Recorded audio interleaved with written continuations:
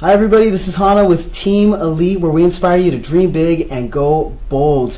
Welcome to our Think and Grow Rich series. Today we are going to be doing a live interactive audiobook session. This is going to be the first one. This is going to be the introduction to Think and Grow Rich. I'm literally going to be reading from the pages. Fahid is going to be giving us commentary and really digging deep to what it is that I'm reading, because this is one of those books that you can't just read once. You have to go through it a couple times. So we are doing the dirty work with you guys, and we are exposing all the secrets, all the things that you need from Think and Grow Rich. Thank you, Fahid, for being with us today. Good seeing you, Hana. Let's get into it.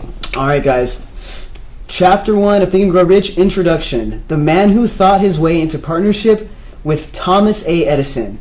Truly, thoughts are things, and powerful things at that, when they are mixed with definiteness of purpose, persistence, and a burning desire for their translation into riches or other material objects. A little more than 30 years ago, Edwin C. Barnes discovered how true it is that men really do think and grow rich. His discovery did not come about one sitting. It came little by little, beginning with a burning desire to become a business associate with the great Edison. So there's a whole entire, there's at least 5 hours of training within the first 2 paragraphs that you just read. Persistency, burning desire, thoughts are things.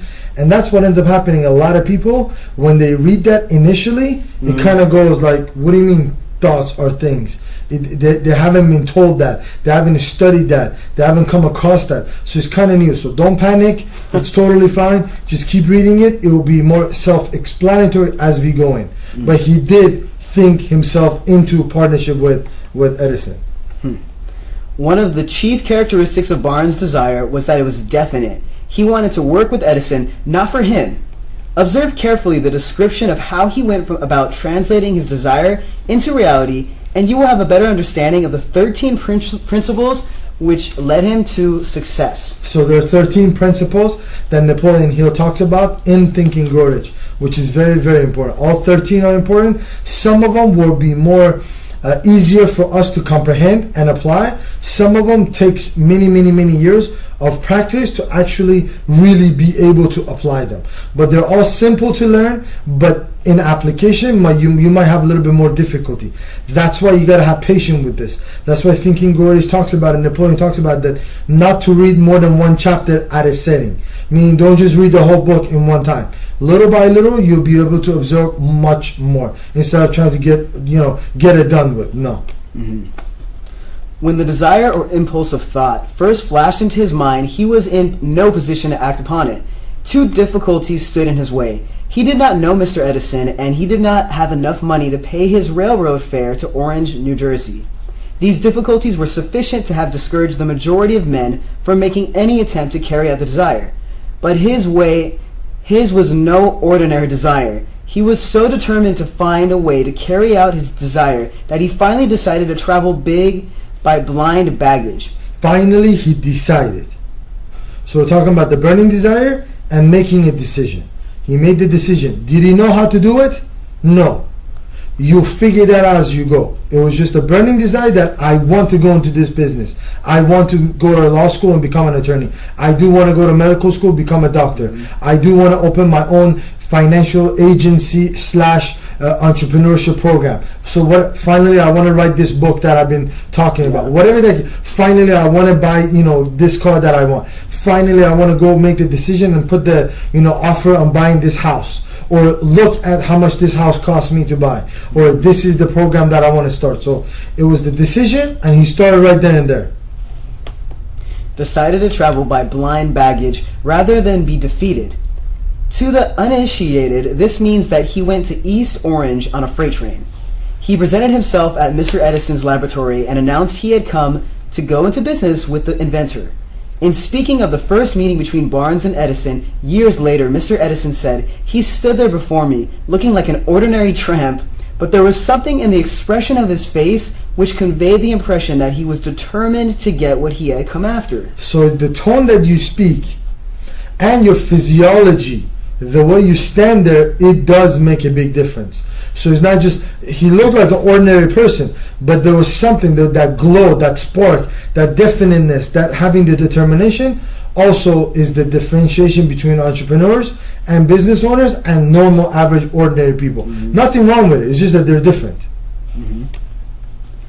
I had learned from years of experience with men that when a man really desires a thing so deeply that he is willing to stake his entire future on a single turn of the wheel in order to get it, he is sure to win. I gave him the opportunity he asked for because I saw he had made up his mind to stand by until he succeeded. So stand by. That's when we talked about on the other videos that we talked about, is like you planting your flag down somewhere.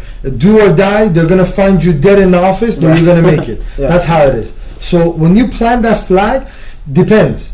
If you're one of those people that your flag is going to where, little turbulence, little wind is going to jump, then that means you need to dig a bigger hole, make sure you get the best concrete from Home Depot, mix it up really good, let it dry, and plant that flag deep. So nothing could come around and shake that tree. Subsequent events prove that no mistake was made. Just what young Barnes said to Mr. Edison on that occasion was far less important than which he thought. Edison himself said so. It could not have been the young man's appearance which got him to start in Edison's office, for that was definitely against him. It was what he thought that counted. If the significance of this statement could be conveyed to every person who reads it, there would be no need for the remainder of this book. So he thought about it, he acted upon it, had the burning desire, and that's it. And Napoleon Hill is talking about it. If we get you to understand this, you don't need to read the remainder of the book. The whole book, you don't need to read the whole book. That's it. You're done. As long as you get it, and this is it. Now, obviously, we want to read the rest of the book to be able to dissect it, give us more ideas, more ways of thinking, how we can channel our desire in the right thing, how to mastermind, association with other people. But it's not what he said, it's what he thought. So thoughts become things. And he's trying to repeat that a few times during this beginning portion of the book. If the significance of this statement could be conveyed to every person who reads it, there would be no need for the remainder of this book. Barnes did not get his partnership with Edison on his first interview. He did get a chance to work in the Edison office at a very nominal wage, doing work that was unimportant to Edison, but most important to Barnes because it gave him an opportunity to display his merchandise where his intended partner could see it. So he was building up to that. So when you start, doesn't matter where you start in a company, doesn't matter where your business is at. Your business may not be producing a lot of money right now, but the fact that he did start, he's working up the ladder. Months went by. Apparently nothing happened to bring the coveted goal which Barnes had set up in his mind as his definite major purpose. But something important was happening in Barnes's mind.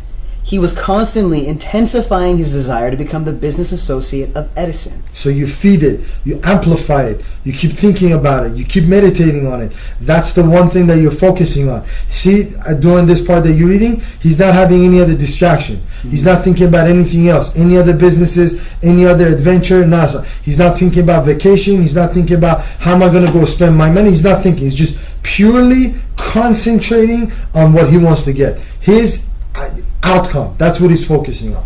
Outcome is to be in business partnership with Edison. How much money that's going to bring? Irrelevant. That's a byproduct. Psychologists have correctly said that when one is truly ready for a thing, it puts it in its appearance. Barnes was ready for a business association with Edison. Moreover, he was determined to remain ready until he got that which he was seeking. He did not say to himself, well, what's the use? I guess I'll change my mind and try for a salesman's job. But he did say, I came here to go into business with Edison, and I'll accomplish this, and if it takes the remainder of my life. He meant it. What a different story men would have to tell if only they would adopt a definite purpose and stand by that purpose until it had time to become an all-consuming obsession. All-consuming obsession. So being obsessed with something is not a bad thing, as long as you don't violate anybody's rights, as long as it's for good use, as long as you're giving good service to other individuals, as long as you contribute to society, you got to be obsessed with what you're doing. The minute you get obsessed with that, guess what? Now you become an authority in that space. Now you really fully are becoming the expert in that field, in that business, in that whatever area of life that you want it to be at. Maybe young Barnes did not know it at the time, but his bulldog determination, his persistence in standing back of a single desire, was destined to mow down all opposition and bring him the opportunity he was seeking. When the opportunity came, it appeared in a different form, and from a different direction that Barnes had expected. That is one of the tricks of opportunity. It has a sly habit of slipping in the back door, and often it comes disguised in the form of misfortune or temporary defeat. Mm-hmm. So temporary defeat is that pretty much the way you gotta brainwash yourself to think like this. When temporary defeat comes, you should be telling yourself, this is fantastic, awesome, I'm not getting the result that I want to get, or perhaps some failure. Fantastic, I am on my way to get it. But a lot of people don't think like that because they haven't been trained, they haven't been taught these things, so that they think the opposite. The minute the failure comes, they're like, oh, I'm gonna judge. This is sign from God, I shouldn't be doing this. Yeah. No, as a matter of fact, opposite. You're just getting better at it, and you're getting experience to be able to do it in a better way. Mr. Edison had just perfected a new office device, known at the time as the Edison dictating machine, now the Ediphone. His salesmen were not enthusiastic over the machine. They did not believe it could be sold without great effort. Barnes saw his opportunity. It had crawled in quietly, hidden in a queer-looking machine which interested no one but Barnes and the inventor. Barnes knew he could sell the Edison dictating machine. He suggested this to Edison and promptly got his chance. He did sell the machine. In fact, he sold it so successfully that Edison gave him a contract to distribute and market it all over the nation. So he didn't go to Edison and say, listen, give me a contract, promise you're going to do this, do this, this. As long as you genuinely want to be able to render good services, render the best service that you can, guess what ends up happening? Opportunity is going to come, and the right person is going to give you the contract, because people are not blind. Edison knew. Edison was a smart guy, right? He could see that he's getting excited about this, so he lined up his thoughts with Edison. So now, okay, you think this is a good machine, we could sell it? Let's go sell it. If you think this is good. So in reality, you could translate that Edison was his mentor, was a trainer. So he was being coachable to that. You think this is a good machine we're going to sell? Let's go sell it. Out of that business association grew the slogan, made by Edison and installed by Barnes. The business This alliance, is sold by Barnes. It says installed. Right. The Business Alliance has been in operation for more than 30 years. Out of it, Barnes has made himself rich in money, but he has done something infinitely greater. He has proved that one really may think and grow rich. How much actual cash that original desire of Barnes has been worth to him, I have no way of knowing. A lot. Perhaps it has brought him $2 or $3 Just million. a partnership with Edison. Just to be able to say I was Edison partner. Just think about that. How much credibility that brings for you? But the amount, whatever it is, becomes insignificant when compared with the greater asset he acquired in the form of definite knowledge that an intangible impulse of thought can be transmuted into its physical counterpart by the application of known principles. So here we're talking about tangible and intangible. Tangible is something physical you can touch, you can feel it, you can put your hands on it, you can measure it physically, how much the dimensions of it. Intangible is your thoughts. It's things that you're thinking in your mind, not in your brain, in your mind. So now you're talking about, now this is where it kind of does a double take on you. Intangible converts itself into tangible. Now that could be money, that could be car, that could be house, mansion, business, employees, stock market, whatever you want to talk. So now you went from intangible to tangible, which is so from nothing, just a thought, now equivalence of it is there, which in this case is the business partnership and income for Barnes. Barnes literally thought himself into a partnership with the great Edison. He thought himself into a fortune. He had nothing to start with except the capacity to know what he wanted and determination to stand. No, he knew what he wanted. Not what he wished for or he's hoping for, none of that stuff. He knew what he wanted. And the determination to stand by the desire until he realized it. He had no money to begin with. He had but little education. He had no influence. But he did have initiative, faith, and the will to win. With these intangible forces, he made himself. So faith, he believed in that's going to happen, and the willpower. Willpower is your work ethic. You're willing to stick it out. Is it going to get tough? Yes. But when tough times come, tough people get going. Yeah. That's what ends up happening. So very, very, very, very important. With these intangible forces, he made himself number one man with the greatest inventor who ever lived. Now, let us look at a different situation and study a man who had plenty of intangible evidence of riches, but lost it because he stepped 3 feet short of the goal he was seeking. Wow. That's crazy. Well, listen, are you done with that part? Yeah. We're good. So what we're going to be doing is we're going to be doing more of these videos where we literally are reading page by page, because I believe a lot of us, we got a busy life. So when we have a busy life, we may not be able to do it. But I understand that a lot of people could at least listen to this. Yeah. So little by little, we're going to dissect it in a smaller period, 15, 20, 30-minute long, so you can observe it, because we don't want you to go and dive into it, listen to 5 hours of training. No. We want to do segment, like what did you take out this? And this is what I recommend, Hana, to a lot of our audience is this.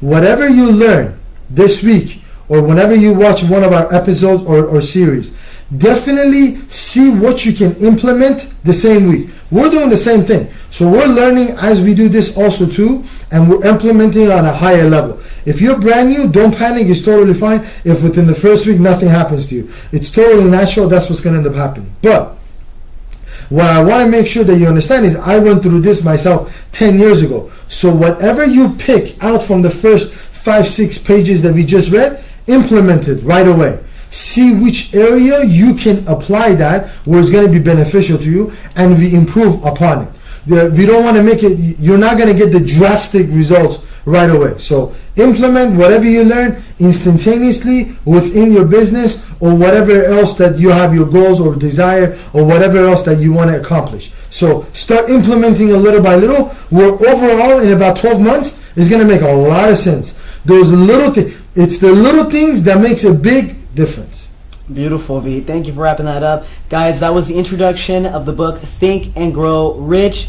Please comment if you guys have any questions for us, any suggestions on what you guys want to see, what you want us to do, and we're more than happy to be there for you guys. Follow us, Team Elite, teamelitezone.com. Thank you. This is Hana and Vahid, and we'll see you next time. You got it. We'll see you later.